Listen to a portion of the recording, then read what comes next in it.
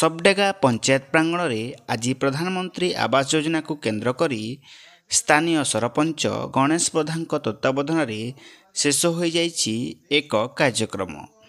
यह कार्यक्रम रे लोके किपरि भाव में योजना रे अंतर्भुक्त होई तार उचित लाभ पाई परिबे से विषय रे सरपंच विशद भाव में बुझाइथिबा जणा पड़िछि।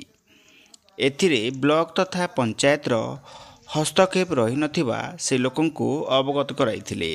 सरकारक योजनार आधुनिककरण को लोके किपरि निज निजर तथ्य दे कार्य संपन्न करिवे ताहा ए बैठक रे सूचना दिया जायतिला।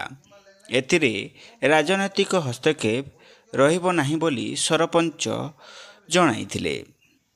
सबडगारू राजू पटेल का रिपोर्ट, संधा न्यूज। जदि आपंक आम भिडी भल लगा तेब आम चैनल को लाइक, शेयर और सब्सक्राइब करने को जमा भी भूलु नहीं।